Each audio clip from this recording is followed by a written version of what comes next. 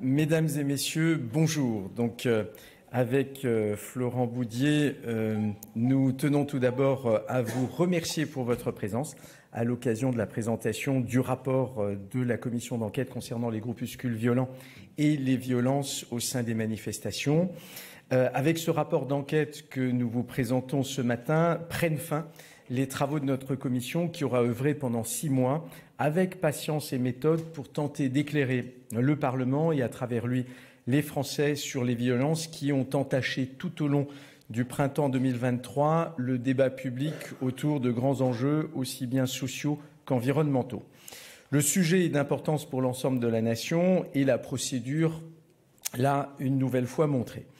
Alors que les commissions d'enquête procèdent désormais pour leur grande majorité de ce que l'on appelle le droit de tirage dont bénéficient les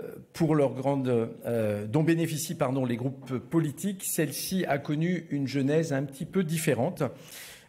Pour rappel, c'est dans l'hémicycle, et plus précisément le 10 mai 2023, à l'issue d'un débat de plusieurs heures, que les députés ont décidé de sa création par 204 voix pour et 47 voix contre.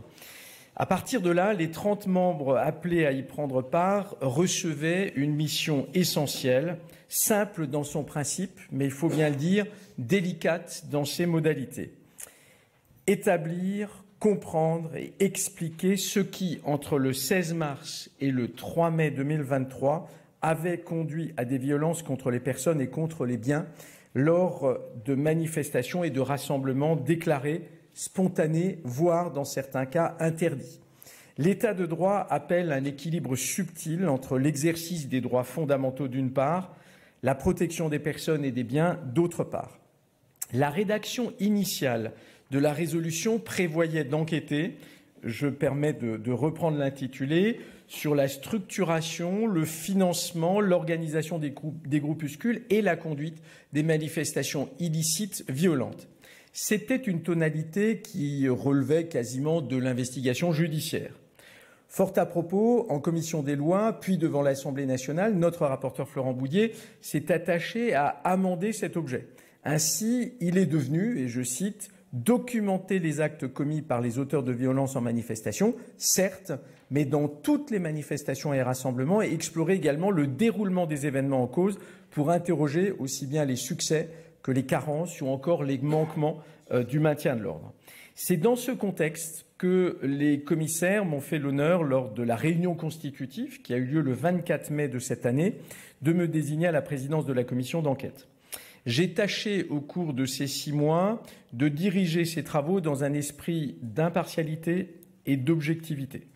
Chaque sensibilité a pu s'exprimer non seulement parmi les députés membres de la commission, mais également dans la société française, dont les institutions et les associations, les observateurs de tous les horizons ont été conviés à déposer devant notre commission.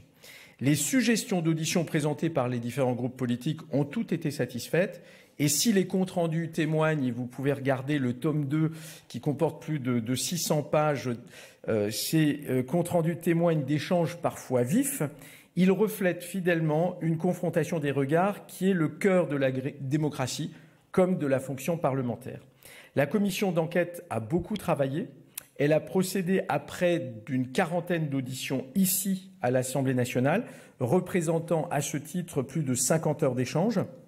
Une délégation du bureau a par ailleurs effectué 2 déplacements au cours de cette période. Déplacements d'une part dans les départements de la Gironde et d'autre part des Deux-Sèvres.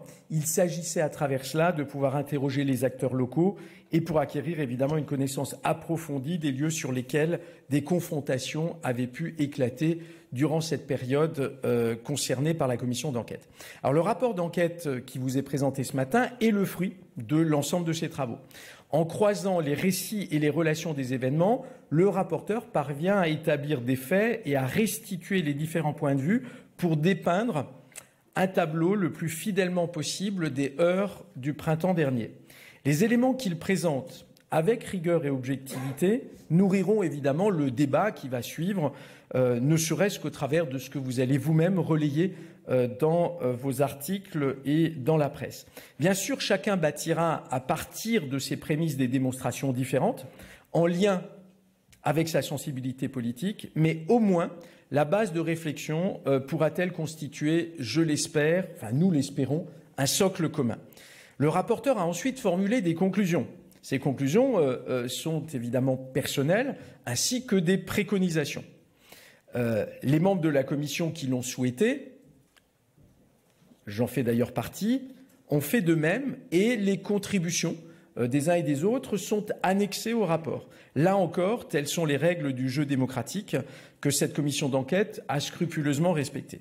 Tout au long des travaux, les débats ont été riches, instructifs, parfois sensibles et à l'occasion aussi tranchés, mais toujours respectueux, ouverts et pluralistes.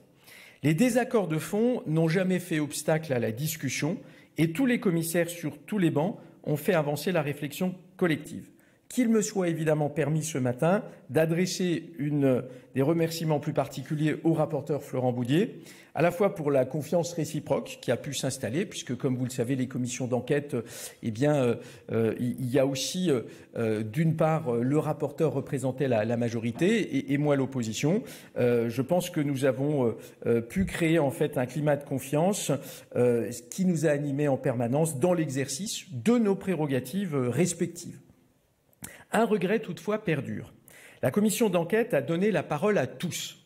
Le plus souvent, elle a offert une tribune à ceux qui souhaitaient d'ailleurs témoigner de leurs expériences et de leurs convictions. À de rares occasions, elle a dû user des pouvoirs que lui confère l'ordonnance du 17 novembre 1958 relative au fonctionnement des assemblées parlementaires pour convoquer ses interlocuteurs et dissiper de vive voix les préventions nourries à l'encontre de ces visées supposées. Les auditions en question ont été finalement profitables à tous. Pourtant, malgré la convocation formelle de ces porte-paroles, prompts à s'exprimer face aux médias, mais visiblement suspicieux devant l'institution parlementaire, une organisation a obstinément refusé de paraître.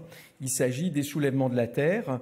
Ils ont pourtant joué un rôle capital dans les événements de Sainte-Soline, qu'il appartenait à la commission d'enquête de documenter. Et d'ailleurs, deux autres organisations qui avaient appelé à la manifestation, elles se sont présentées devant la commission. Là, il y a évidemment une difficulté. En dépit de relances multiples et de plusieurs discussions infructueuses sur les conditions d'une audition, celle-ci n'a pas pu avoir lieu. Ce refus de concourir à l'exercice démocratique dans des conditions de publicité transparente avec les élus de tous bords est évidemment dommageable à tous. À la commission d'enquête privée d'éléments utiles sur les événements, aux convictions privées d'écho, à la République dont les principes les plus évidents ont ainsi été sapés. Pour cette raison, et comme le droit le commande, j'ai requis du procureur de la République de Paris l'exercice de poursuites pénales sur le fondement de l'article 6 de cette fameuse ordonnance du 17 novembre 1958. Donc, poursuite à l'encontre des porte-paroles qui avaient été convoqués, puisque même si on nous parle d'un collectif, à partir du moment où il y a des porte-paroles, eh bien, leur responsabilité en tant que porte-parole est engagée. La loi protège l'information des députés, car une Assemblée nationale méprisée, devant laquelle on comparaîtrait simplement selon son bon vouloir, serait un bien pauvre garant des libertés démocratiques. Les droits du Parlement doivent être défendus. J'y ai donc pris ma part dans les fonctions qui étaient les miennes en tant que président de cette commission d'enquête. Tel est l'esprit qui a présidé aux travaux de cette commission d'enquête et qui a concouru, je l'espère, au soutien quasi unanime exprimé par ses membres à l'adoption du présent rapport, puisqu'il a été adopté à l'unanimité, moins une voix contre. Je forme le vœu qu'il alimente à son tour les réflexions des différentes institutions pour que les manifestations et les rassemblements à venir, au cours desquels les Français usent de leur liberté fondamentale et prennent légitimement part au choix politique de la nation, se déroulent dans le respect de l'ordre public d'une part et de l'état de droit d'autre part. Pour conclure, je tiens à dire que j'adhère très largement au rapport qui va vous être présenté maintenant par Monsieur le rapporteur. Comme lui, je déplore la banalisation de la violence, sa légitimation par sa non-condamnation catégorique par certains acteurs, le dévoiement du concept de désobéissance civile à des fins violentes, alors que ce concept, justement, s'ancre fondamentalement dans la non-violence, le fait que certains campus deviennent, hélas, des bases arrières de la violence, et enfin, que le concept de collectif soit parfois utilisé par certains pour échapper au contrôle de l'État et au respect de l'État de droit. Concernant les recommandations, pour la partie législative, nous allons là aussi travailler tous les deux à une proposition de loi commune, parce que nous avons là les bases d'un travail qui mérite d'être poursuivi. Je vous remercie pour votre attention et sans tarder, je vais passer la parole à Monsieur le rapporteur, avant que tous deux nous prêtions aussi à cet échange avec vous sous forme de questions-réponses. Donc merci à vous et je passe la parole à notre rapporteur. Merci, Monsieur le Président. Je me joins à vos propos concernant la qualité de nos travaux, votre capacité à avoir conduit les débats à la fois dans la bienveillance, le sérieux, l'écoute de toutes les sensibilités qui composent notre Assemblée. C'est le principe même d'une commission d'enquête. Vous me permettrez d'aller cette fois-ci au cœur du rapport pour vous donner quelques éléments avant de répondre à vos questions. Plusieurs questions se posaient avant de débuter nos travaux.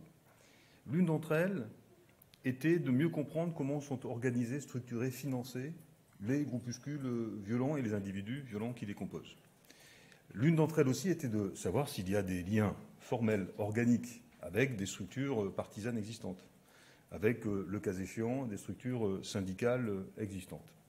À ces questions, dans le rapport, nous répondons, à l'issue de 6 mois de travail, de façon assez clair, me semble-t-il. Il n'y a pas de lien organique, il n'y a pas de lien formel entre des groupuscules violents issus d'horizons très différents, de l'ultra-gauche par exemple, des ultra-jeunes, qui sont des catégories que nous ciblons et que nous décrivons, en tout cas dans le rapport, et des structures partisanes traditionnelles.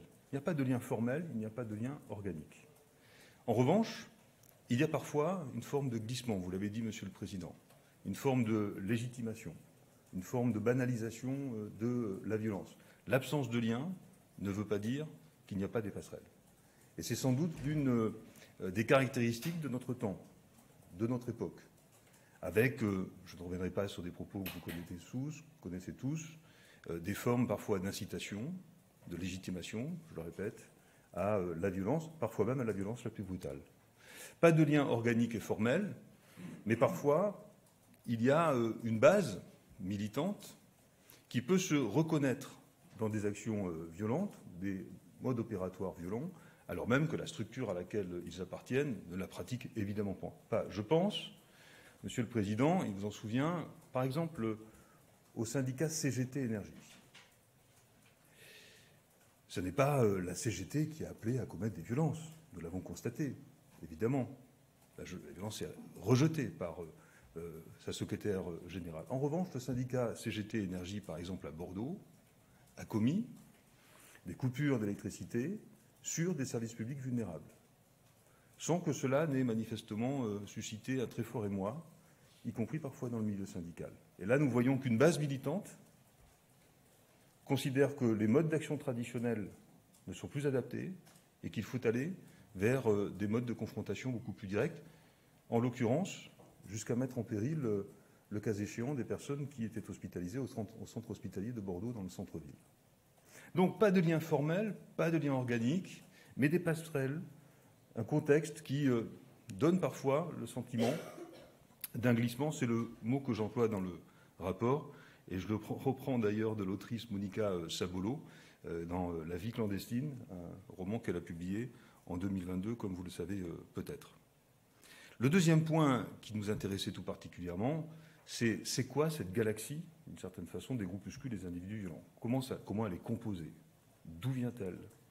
Quels sont les types de profils? Je ne pourrai pas devant vous rentrer dans tous les détails, mais nous avons, je pense, Monsieur le Président, documenté, à l'aide des indications qui nous étaient données, y compris d'ailleurs de la part des services de renseignement, nous avons documenté la typologie des différents groupes et individus correspondants. Il y a bien sûr les groupes traditionnels, ultra-gauche.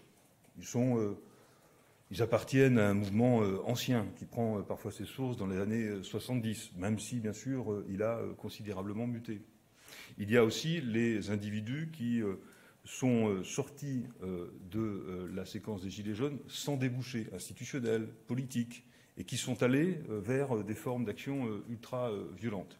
Il y a aussi des phénomènes d'opportunisme.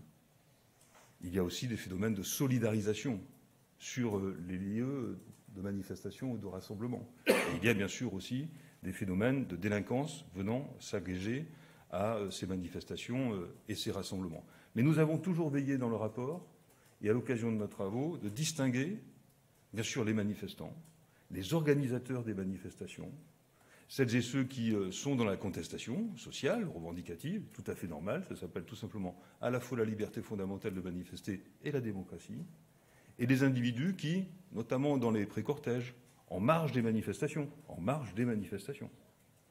ont l'intention d'affronter directement les forces de l'ordre, les symboles de l'État, les symboles d'un certain nombre de causes pour lesquelles ils luttent, par exemple la question de l'ultracapitalisme, on attaque les banques, on attaque de grandes enseignes commerciales, par exemple internationales. Cette petite galaxie de l'activisme violent, je pense qu'elle s'élargit. Son trait s'élargit. Sa surface s'élargit. Et elle gagne en particulier sur des marges liées notamment à la cause environnementale. Et nous faisons la distinction entre le combat écologique, porté par un certain nombre à la fois de personnes, de groupes partisans, voilà, qui s'inscrit dans le débat démocratique à l'évidence, et puis une forme de dérive, d'activisme violent. Nous allons avoir des roulements de tambour sur la cérémonie du 11 novembre qui est décalée, je vous préviens tout de suite. Et donc il y a notamment une cause environnementale à laquelle se greffe un certain nombre d'activistes violents. Sur ce plan, je voudrais être très clair sur les événements de Sainte-Soline en particulier, qui se singularisent dans la séquence temporelle que nous avons étudiée, pour noter d'abord la responsabilité absolument écrasante des organisateurs du mouvement de Sainte-Soline au mois de mars dernier dans les affrontements que nous avons connus à l'égard en particulier, bien sûr, des forces de l'ordre. Responsabilité écrasante. Refus total et absolu de toute forme de contact avec l'autorité administrative, la préfecture. Refus de déclarer la manifestation. Refus d'ailleurs d'intenter un recours administratif contre l'interdiction de la manifestation, de la même façon.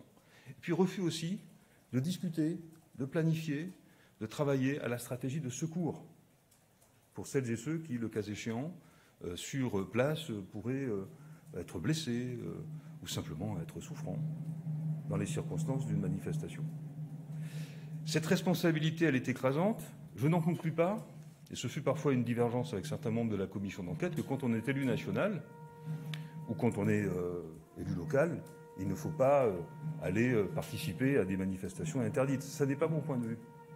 Je ne donne pas cette leçon de morale dans le rapport. En revanche, il me semble absolument indispensable que lorsqu'on exerce des responsabilités politiques notamment, on puisse mesurer les risques dans une manifestation, un rassemblement interdit qui est encore porté de très nombreux, en raison précisément du refus des organisateurs de toute forme d'organisation. Et il y avait, dans les jours qui ont précédé la manifestation de Sainte-Soline, une volonté de monter en tension, une stratégie assumée de confrontation de la part des forces de l'ordre qui ne pouvait inévitablement que déboucher sur des actes violents, et c'est exactement ce qui s'est passé. Et nous avons constaté sur place, nous y sommes rendus, qu'au regard de la topographie des lieux, au regard aussi de la stratégie défensive des forces de l'ordre, pour qu'il y ait confrontation avec les forces de l'ordre, il fallait avoir l'intention de la confrontation. Et il fallait aller au contact, et au contact des forces de l'ordre. Et donc je ne jette pas la pierre à des élus qui se rendraient dans des manifestations interdites. Peut-être que dans d'autres circonstances, dans d'autres temps, peut-être dans le futur, aurais-je moi l'occasion d'aller manifester dans des manifestations interdites, peut-être avec l'écharpe bleu-blanc-rouge.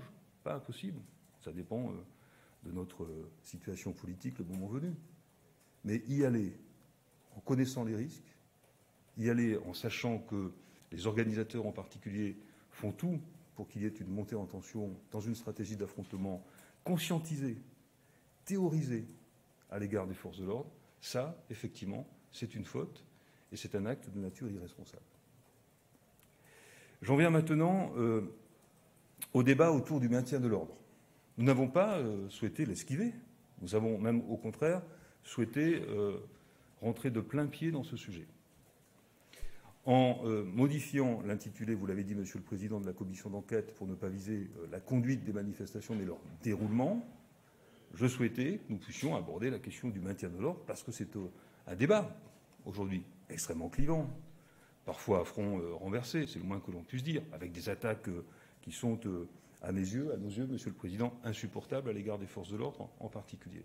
Mais nous avons regardé comment fonctionnait le maintien de l'ordre en France dans un contexte de montée en puissance de l'activisme violent. De ce point de vue, nous en tirons quelques leçons. La première, c'est que si nous voulons faire baisser d'un cran le débat, parfois la mise en cause directe, inacceptable, vis-à-vis des forces de l'ordre, alors il faut sans doute que l'État, la puissance publique, joue peut-être plus à plein le jeu de la transparence. C'est ainsi que je propose, dans le rapport, que l'on puisse créer des statuts d'observateurs indépendants. Aujourd'hui, il y a des observateurs. Sont-ils indépendants? Je n'en suis pas toujours sûr. Parfois oui, mais parfois non. Parfois, certains des observateurs que nous avons reçus, auditionnés, appartiennent à des mouvements qui appellent eux-mêmes à manifester. Leur point de vue consiste d'ailleurs à regarder plutôt le comportement des forces de l'ordre, cela nous a systématiquement été rapporté de façon très claire, plutôt que de regarder la situation dans son ensemble. Comment se comportent d'un côté les individus violents? Quels étaient leurs modes opératoires? Quelle a été la réponse proportionnée des forces de l'ordre? Pour, d'une certaine façon, en finir avec ce débat, je crois qu'il faut que nous puissions mettre en place des observateurs indépendants.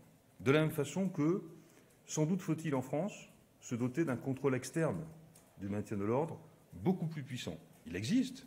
Le contrôle externe, c'est le défenseur des droits en France. Il y a les inspections internes. Ça, c'est le contrôle interne. Je parle du contrôle externe.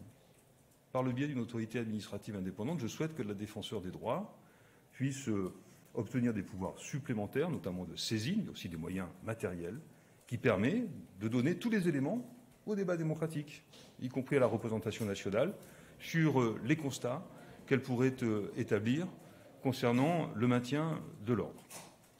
Nous donnons aussi un certain nombre d'indications. Il y a un vrai problème au moment de la dispersion des pré-cortèges, où se situent les difficultés, encore une fois, et pas dans les manifestations.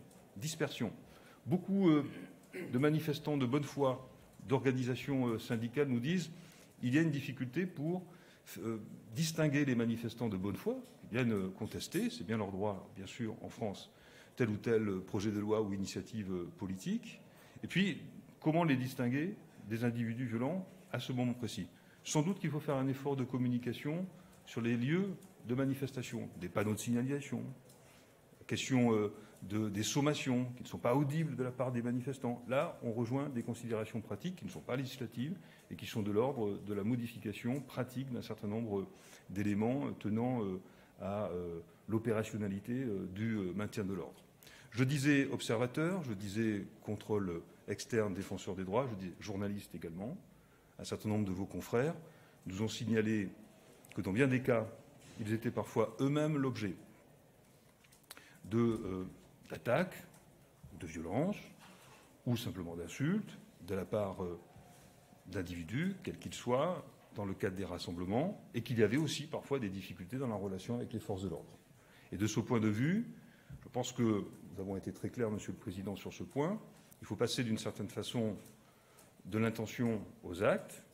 Le Conseil d'État, dans une décision de 2001, avait imposé que le schéma national du maintien de l'ordre clarifie la situation des journalistes en situation de manifestation.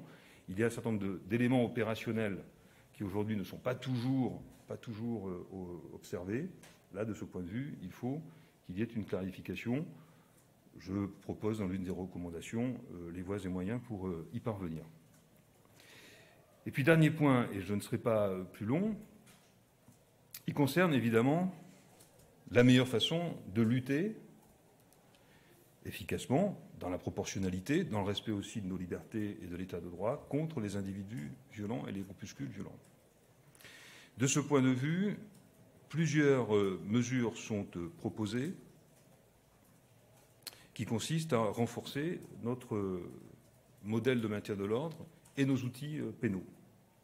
Sur la question des forces intermédiaires, des moyens intermédiaires, les armes qui sont utilisées par les forces de l'ordre, nous souhaitons qu'il y ait des évaluations beaucoup plus fréquentes pour en mesurer l'impact possible sur les manifestants, mais aussi mieux former à leur usage au sein des forces de l'ordre. Il y a parfois des faiblesses de ce point de vue.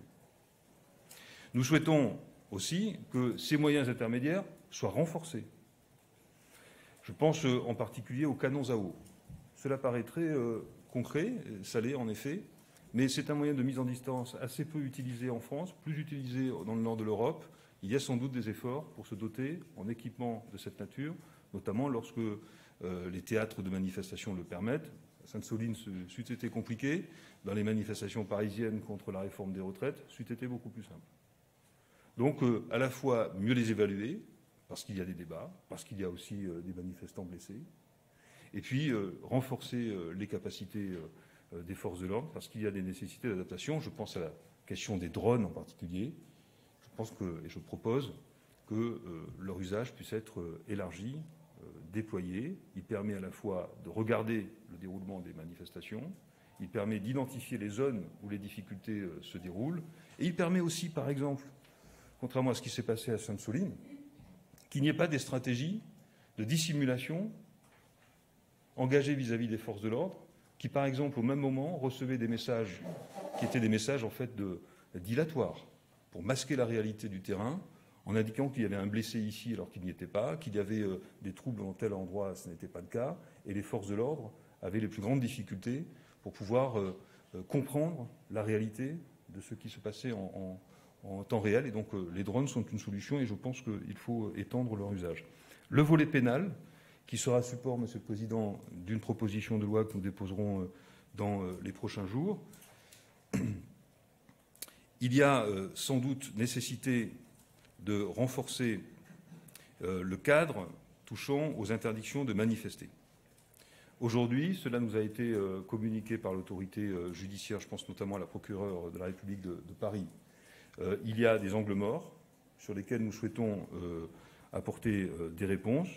Il n'est pas possible, lorsqu'une personne est en situation de violation de l'interdiction de manifester, qu'elle a donc dès à présent été condamnée pour des faits qui peuvent être graves. Il n'est pas possible, lorsqu'il y a soupçon que cette personne est en train de violer l'interdiction de manifester parce qu'elle est, par exemple, à proximité d'une manifestation, de la retenir, sous forme donc de rétention, pour une durée de quelques heures, de façon à vérifier pourquoi elle est dans tel ou tel lieu et de s'assurer qu'elle ne peut pas, le cas échéant, revenir sur la manifestation pour commettre des actes violents. Je souhaite aussi que l'on puisse élargir le champ des infractions qui donnent lieu à une peine complémentaire d'interdiction de manifester. Par exemple, lors de la participation à des attroupements, qui est un levier pénal très important dans notre dispositif juridique, la participation à des attroupements après sommation. De la même façon que je pense qu'il faut que nous allions vers le caractère obligatoire de la peine complémentaire d'interdiction de manifester, à l'image des interdictions de stade, qui a été adoptée notamment en vue des Jeux Olympiques de 2024, pour les infractions les plus graves, je dis bien pour les infractions les plus graves, par exemple les violences commises concrètement, de même que par exemple pour le port d'armes. Et donc là, il s'agit, comme l'ancien Premier ministre Bernard Cazeneuve l'a dit devant la commission d'enquête, d'utiliser, et il nous a incité à le faire d'ailleurs, d'utiliser à plein les outils juridiques, les réponses pénales permettant de prévenir la commission d'un certain nombre d'actes violents, parce que les individus concernés sont parfois connus, ont parfois été condamnés, et il ne faut, à leur égard, agir avec aucune forme de naïveté. L'obligation de pointage, également, des personnes condamnées à une interdiction de manifester. Et puis, j'en viens au point qui rebondit le plus, d'une certaine façon, sur l'actualité, concernant la dissolution des associations et des groupements. nos auditions démontrent qu'il y a aujourd'hui une très grande difficulté pour la puissance publique de documenter le lien entre le comportement d'un certain nombre d'individus et la structure à laquelle ils appartiennent, qui est pourtant une réforme que nous avions introduite lors de la loi de lutte dite contre le séparatisme. De ce point de vue, nous souhaitons modifier le Code de sécurité intérieure et son article L212-1 sur ce point précis, de façon à ce que ne soient pas simplement visées les provocations à des agissements violents, mais des provocations directes ou indirectes, de façon à ce que nous puissions élargir le champ qui permettra ensuite à nos services de renseignement, à nos forces de l'ordre, de documenter les violences qui ont été commises et de documenter aussi de façon plus précise le lien, ou en tout cas le fait que l'appartenance à une structure telle que par exemple le soulèvement de la terre et des actes qui auraient été commis puissent d'une certaine façon matcher, contrairement aux indications que le Conseil d'État a pu donner dans sa décision récente. Voilà, je ne veux pas être beaucoup plus long. Nous n'avons pas cherché, à travers cette commission d'enquête, à forcément rebondir sur des textes de circonstance. Nous allons être très précis dans les propositions que nous ferons dans la proposition de loi qui sera déposée dans quelques jours. Nous avons à la fois voulu apporter des réponses extrêmement concrètes. Le marquage chimique, par exemple, le marquage chimique est évoqué comme solution parfois rêvée pour identifier les individus violents des manifestants. Nous considérons, après examen, après audition, qu'il y a des possibilités de transfert de la matière chimique pulvérisée sur des personnes qui ne sont pas liées aux violences, qu'il n'y a pas aujourd'hui de cadre juridique, et je demande dans le rapport qu'il y ait par exemple un moratoire sur le marquage chimique, qui ne semble pas être une solution acceptable. Donc des propositions très concrètes, très opérationnelles, qui relèvent même pas du pouvoir réglementaire, qui sont de l'ordre de la pratique, des dispositions qui relèvent plus précisément du pouvoir réglementaire, statut d'observateur, contrôle externe du défenseur des droits, je ne suis pas sûr qu'il y ait besoin d'intervenir par la loi, et puis un volet pénal, plus répressif, que nous affirmons, parce qu'il y a nécessité de fermeté absolue à l'égard des individus violents qui portent atteinte à la fois à la liberté de manifester et bien sûr à l'ordre public, des propositions législatives que nous pensons être ciblées, très cernées, pour tenter d'apporter des réponses à des angles morts, parfois à des failles législatives qui ont pu apparaître au cours de ces derniers mois, de ces dernières années. Voilà, pardon d'avoir été un peu long concernant la présentation des éléments principaux de ce rapport. Merci beaucoup, monsieur le rapporteur. Alors, avant de vous passer évidemment la parole, simplement, je voudrais aussi en profiter pour remercier, je pense que je le fais au nom de l'ensemble des membres de la commission, les administrateurs sous la responsabilité de monsieur Souplet. Vraiment les remercier parce que, vous le savez, pour qu'une commission d'enquête fonctionne, il y a aussi une équipe et celle-ci a merveilleusement bien fonctionné. Donc, un grand merci à eux aussi pour leur engagement à nos côtés. Et à partir de là, je vous passe la parole. Je ne sais pas qui souhaite démarrer. Oui, je vous en prie, madame. J'ai trois toutes petites questions. La première, ce serait sur l'évaluation des moyens de force intermédiaire dont vous avez parlé.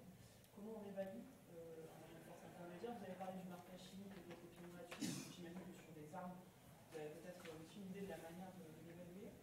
Sur les interdictions de manifester, vous avez parlé d'interdictions judiciaires. Je me demandais ce que vous pensiez des interdictions administratives qui ont pu être souhaitées, par exemple, par le ministère de la Famille, et qui n'ont pas été mises en œuvre jusqu'à présent pour des raisons constitutionnelles. Et enfin, sur la proposition de loi que vous avez présentée, est-ce que vous pouvez en donner les contours? Vous avez parlé du volet pénal. Est-ce que c'est le volet pénal qui prend l'essentiel de votre proposition de loi? Je vais commencer par la dernière. Ça permettra déjà de... en fait, si vous regardez le rapport, il y a 36 recommandations. Sur les 36, quelques-unes de ces recommandations sont de nature législative et concernent plus particulièrement le code pénal. Ce sont les recommandations à partir de la numéro 21. Donc c'est 21, 22, 23, 24, 25 et puis ensuite la 26 sur le code de la sécurité intérieure. Donc voilà. Donc ce sont ces recommandations-là qui... puis ensuite il y a encore 27, 28, enfin vous regarderez. Bon, maintenant le travail, encore une fois, il va se poursuivre avant de déposer le texte. Il faut qu'on aille un petit peu plus loin. Il nous importait dans un premier temps de respecter le délai pour le rendu du rapport de la Commission, mais on va maintenant aller dans le détail de ces mesures. Sur la deuxième question que vous posiez, je vais laisser évidemment aussi Monsieur le rapporteur donner son orientation sur cette question. Aujourd'hui, comme il l'a indiqué, ce qui pose problème, c'est que nous avons d'ores et déjà des individus qui ont une interdiction de manifester qui est une décision, cette fois-ci, de la justice judiciaire. Bon. Eh bien, en fait, le problème, c'est que il y a des difficultés d'opérationnalisation de celle-ci et vous vous retrouvez dans certains cas avec des forces de l'ordre qui se retrouvent avec un individu qui est dans une situation en fait d'interdiction de manifester et qui malgré tout se trouve présent dans une manifestation. Et donc c'est à partir de là que nous considérons qu'il faut aller plus loin, être plus coercitif de ce côté-là. Après, la question cette fois-ci de l'interdiction administrative, c'est encore un autre volet. Mais là, nous, on a surtout souhaité déjà faire en sorte que, comment dire, les dispositions du droit actuel deviennent effectives, c'est-à-dire qu'elles deviennent une réalité et que ce ne soit pas, en quelque sorte, des mesures qui ne seraient pas suivies d'effet. Et puis, sur la première question, je vais laisser évidemment sur le rapporteur aussi vous donner des précisions, mais évidemment libre à lui de revenir aussi sur la deuxième et la troisième, ça va de soi. Oui, sur l'évaluation des armes intermédiaires.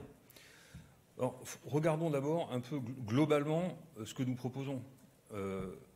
Des observateurs indépendants, un contrôle externe plus puissant, à travers le défenseur des droits en particulier, une présence stabilisée, mieux identifiée de la part de vos confrères issus de la presse. Ce sont des éléments aussi de documentation potentielle du déroulement des manifestations, de la réponse qui aura été apportée par les forces de l'ordre. Et puis ensuite, une évaluation interne par les forces de l'ordre elles-mêmes. Dans le cadre de la LOPMI et de son rapport annexe, j'avais accepté en particulier un amendement de notre collègue Cécile Untermaier, issue, comme vous le savez, du Parti socialiste, et qui souhaitait que nous créions un conseil de déontologie, notamment sur la question du schéma national de maintien de l'ordre. Je pense que l'un de ces objectifs pourrait être de procéder à des remontées d'informations sur l'usage des moyens intermédiaires de façon, le cas échéant, à adapter leur usage ou à adapter la dotation des forces de l'ordre en moyens intermédiaires. Je pense que proposer un observateur indépendant, un contrôle externe, au fond, qui rejoint un certain nombre de standards européens, notamment de l'Europe du Nord, je pense que ce ne sont pas des propositions anodines. Si nous voulons abaisser le niveau de conflictualité autour des forces de l'ordre, avec des propos parfois outranciers, avec des attaques parfois frontales, et parfois, à l'inverse, un déni de toute forme de difficulté, il faut que nous ayons tous les éléments de documentation sur les forces intermédiaires et de façon générale sur l'ensemble du déroulé des manifestations. Et il me semble que ce cadre, contrôle, observateur, journaliste, capacité d'évaluation interne, peut permettre d'y apporter une forme de réponse. Et en tout cas, et ça me semble véritablement essentiel sur ce sujet, d'objectiver le débat autour du maintien de l'ordre en France.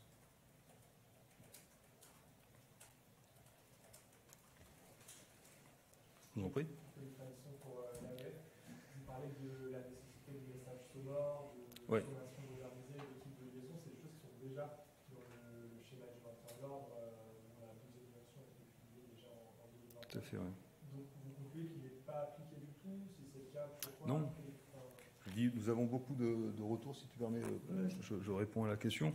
Nous avons beaucoup de retours d'organisations syndicales qui disent, par exemple, nous, les sommations, nos manifestants ne les entendent pas. Voilà. Ça ne veut pas dire qu'elles ne sont pas faites. Ça veut dire qu'elles ne sont pas audibles. Le matériel utilisé n'est pas à la hauteur pour que les manifestants, et parfois plusieurs milliers de manifestants évidemment, parfois même plusieurs dizaines de milliers de manifestants, puissent l'entendre de façon claire. Donc on a un problème d'orientation des manifestants pendant qu'il y a intervention des forces de l'ordre en pré-cortège. Il faut que les manifestants soient mieux informés. Alors il y a les officiers, les agents de liaison, forces de l'ordre, syndicats. Dans le rapport, nous préconisons qu'ils soient systématisés, parfois mieux identifiés. La plupart du temps, ils sont là, mais ça n'est pas toujours le cas. Nous avons eu quelques témoignages. Donc la question du lien d'information permanent, la question de la capacité opérationnelle donc à informer les services d'ordre des organisations syndicales, mais de façon générale, faire en sorte qu'on puisse se doter de moyens d'orientation, d'information en direct du déroulé. Ça peut par exemple être des panneaux de signalisation.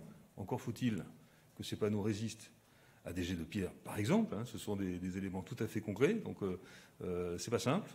Ça peut être des technologies sonores qui permettent de faire en sorte qu'on entende mieux en plusieurs lieux pour les manifestants. Mais là, nous avons un sujet qui est extrêmement délicat, qui est le moment de la dispersion. C'est là que les problèmes sont provoqués, systématiquement.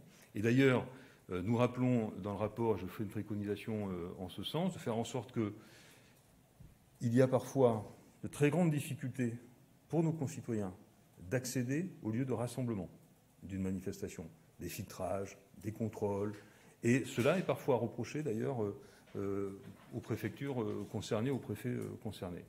Et puis en revanche, il est extrêmement facile d'accéder au lieu d'arrivée de la manifestation, au lieu de dispersion, de future dispersion.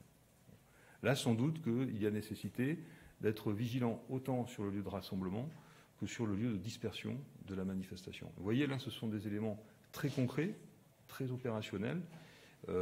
Mais là, évidemment, je ne dis pas que le schéma national du maintien de l'ordre n'est pas appliqué. Je dis simplement les moyens de communication, d'orientation, d'information en direction des manifestants ne sont plus adaptés, ne sont pas adaptés à la montée en puissance d'individus violents et qui nécessitent de mieux faire la partition entre celles et ceux qui vont se disperser parce que la manifestation se termine et la phase de contestation, de revendication s'achève, et celles et ceux qui se greffent sur ce mouvement pour faire tout à fait autre chose, venir en découdre, avec l'intention de déstabiliser les symboles de l'État au risque d'attenter à la vie des forces de l'ordre. Pour rebondir par rapport à ce que vient de dire Monsieur le rapporteur, lors des auditions, ce qui nous a aussi frappé, c'est de constater que, alors c'est particulièrement le cas quand on revient à Sainte-Soline, c'est que lorsque vous êtes organisateur d'une manifestation et que vous lancez un appel, votre responsabilité est engagée. Et elle est engagée sur toutes les facettes. Ce qui nous a... le déplacement à Sainte-Soline même, je pense, nous a tous frappés.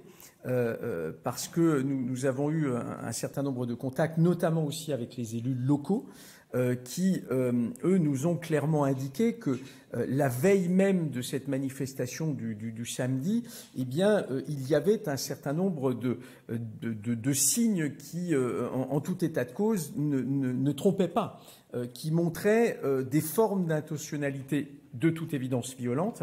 Et qu'à partir de là, les niais est, alors soit c'est de l'inconscience ou alors de la naïveté, mais en tout état de cause, les élus locaux nous ont clairement indiqué que, en fait, le mode d'organisation allait rendre en fait la confrontation quasi inéluctable, quoi. Et donc, comme le disait Monsieur le rapporteur, ce qui nous a frappé, c'est qu'effectivement, à Sainte-Soline, s'il y a eu contact avec les forces de l'ordre, c'est qu'il y avait bien volonté de contact avec les forces de l'ordre. Sinon, ceci n'aurait pas eu lieu, de toute évidence. Oui, je vous en prie. Bonjour, Arnaud Bouvier de l'agence France Presse. Avant qu'on en arrive aux questions, à la fin de votre intervention, vous avez évoqué votre souhait de modifier le code de sécurité intérieure pour que ne soient pas seulement visées les provocations à des agissements violents, mais des provocations directes ou indirectes. Alors, vous avez introduit là une nuance que je dois avouer ne pas avoir compris, parce que c'est mieux l'expliciter. Et la deuxième question, vous avez donc évoqué une future PPL, une proposition de loi dans les jours à venir. C'est toujours la question compliquée pour les PPL. Comment évaluez-vous les chances de cette PPL d'être adoptée par l'Assemblée nationale? Alors, avant qu'elle soit adoptée, il faut qu'elle soit inscrite à l'ordre du jour. Donc, si vous voulez, le parcours législatif à cet égard se fera au moins en 2 étapes. Et puis, comme vous le savez, après, il faut que ça se poursuive. Je pense que, comment dire, en tout état de cause, si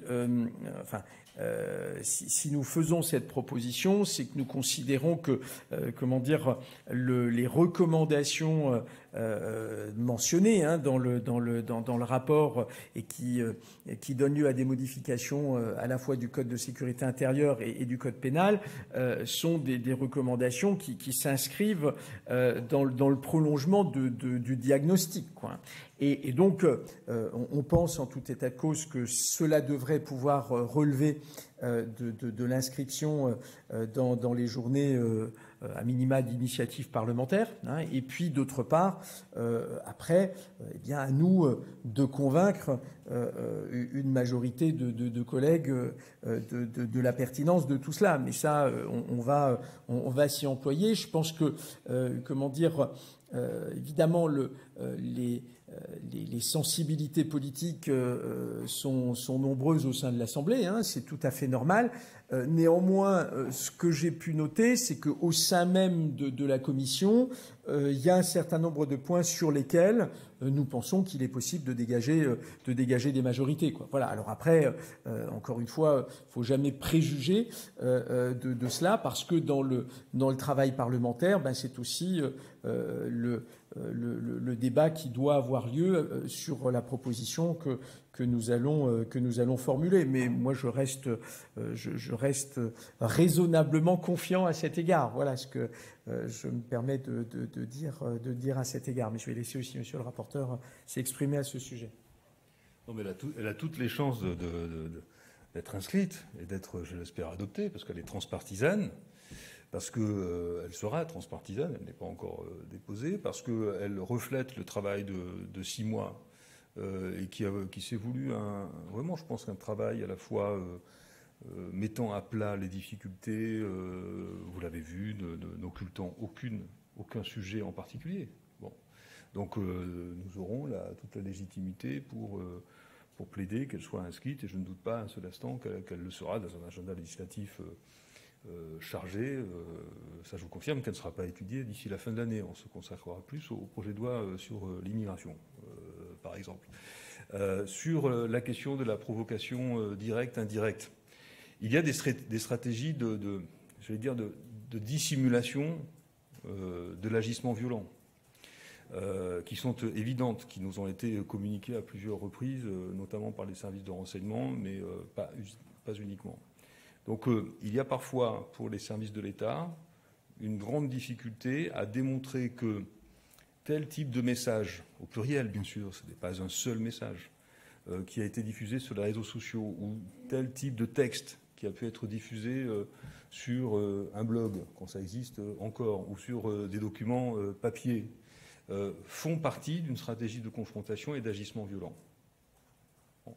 Donc, faute de laisser la possibilité de documenter des provocations indirectes, les éléments qui sont exigés dans la plupart des cas sont quasiment d'avoir pris la photographie de l'individu violent en train de jeter une pierre sur l'agent de police, par exemple.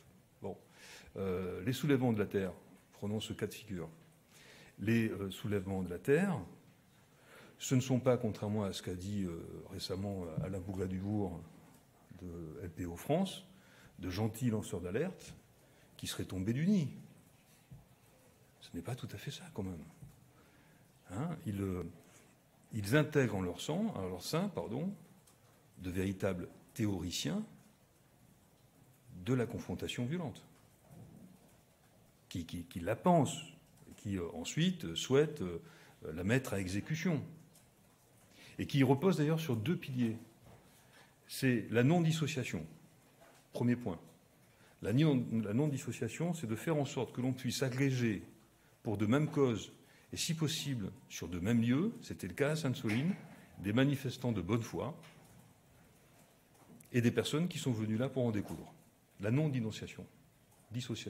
Et puis la non-dénonciation, et ça nous l'avons vu à plusieurs reprises, la non-dénonciation de la violence, ou de trouver des arguments soudains très subtils pour expliquer ce qui est de l'ordre de la violence et ce qui n'en est pas. Nous avons vu par exemple des individus qui parlent très facilement de la violence symbolique du capitalisme. J'utilise bien le mot violence. La violence de l'État, symbolique. Enfin, pas uniquement de ce qu'ils croient être le schéma national de maintien de l'ordre, la violence symbolique. Voilà. Et puis quand on leur dit mais les violences qui sont commises à Sainte-Soline, en marge d'un certain nombre de manifestations, vous en pensez quoi? Attendez, c'est pas de la violence. Non, parce que le code pénal limite la violence aux violences aux personnes et pas aux dégradations matérielles. Bon, vous voyez, tout d'un coup, il y a une sorte d'appétit pour du juridisme là, qui est relativement étonnant, alors que sur beaucoup d'aspects, ils sont prêts à considérer que la légalité n'est pas toujours l'objectif d'un manifestant et qu'en particulier la désobéissance civile, historiquement, le démontrerait. Bon, nous constatons un glissement qui nous paraît extrêmement dangereux. Des phénomènes de légitimation, des phénomènes aussi où on sent un certain nombre d'organisations syndicales, partisanes, littéralement dépassées par cette radicalité. Et si, dans le rapport, j'indique qu'il n'y a pas d'éco-terrorisme, aujourd'hui, ce n'est pas une matérialité, ce n'est pas, une réalité matérialisée, l'éco-terrorisme. En revanche, c'est un risque réellement identifié, y compris par nos services de renseignement, y compris par la DGSI. La crainte est très simple, c'est que des individus, progressivement, se détachent d'organisations radicales qui assument la confrontation violente pour aller vers des démarches très autonomes qui pourraient être le passage à l'acte terroriste. Ça, ce sont des risques que nous avons parfaitement identifiés. Ce sont aujourd'hui des causes de vigilance totale de la part des services de renseignement et des services de l'État.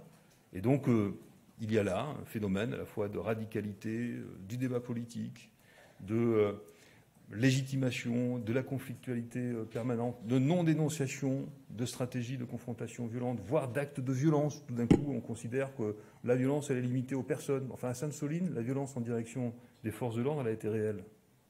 Et sur les manifestations parisiennes, aussi dans les pré-cortèges. Encore une fois, je distingue des cortèges. Voilà. Ce climat-là est extrêmement délétère. Il est très néfaste pour notre démocratie, pour nos institutions, pour le débat public. Et si je prends la question du schéma national de maintien de l'ordre, nous pensons donner des éléments, je ne les rappelle pas ici, qui permettraient probablement d'apaiser le niveau de conflictualité sur l'analyse du travail des forces de l'ordre, qui est difficile, qui fait face à des individus d'une violence absolument inouïe, qui l'assument et qui parfois, à travers le débat politique, se sentent d'une certaine façon incités à poursuivre. Simplement pour prolonger ce que vient de dire Monsieur le rapporteur, je voudrais mettre la focale sur quelque chose qui nous a, je pense, fortement étonnés.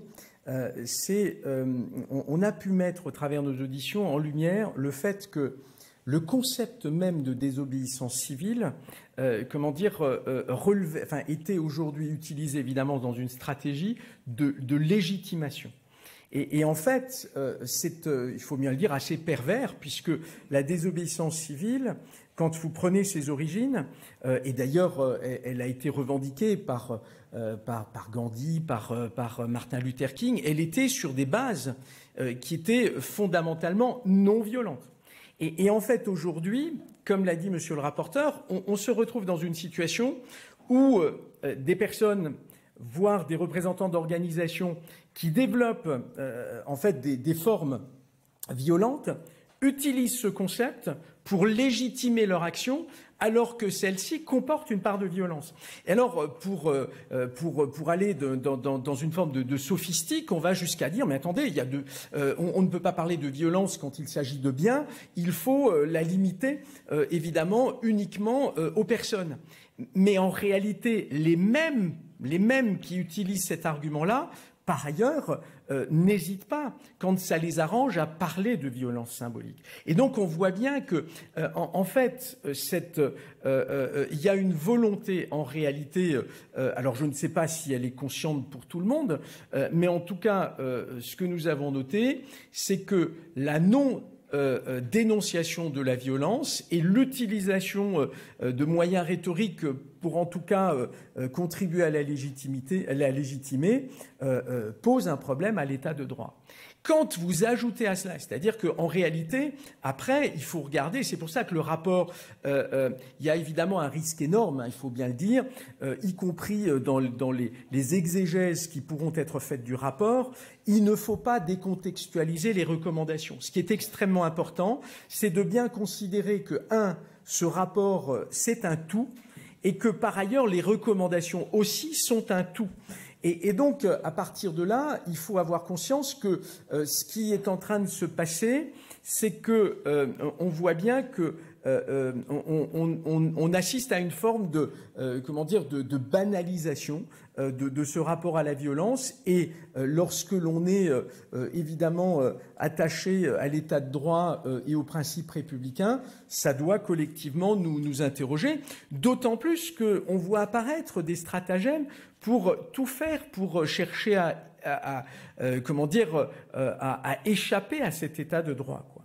Et donc, la vraie question qu'on peut se poser derrière tout ça, qu'est-ce qu'il y a s'il n'y a plus d'état de droit ? Hélas, on sait ce que ça représente.